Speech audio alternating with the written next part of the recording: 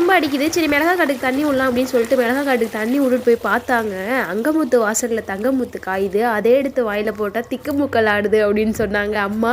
என்ன அப்படின்னா செடி ஃபுல்லாக வந்து மிளகா வந்து நல்லா பழுத்து இருந்ததுங்க.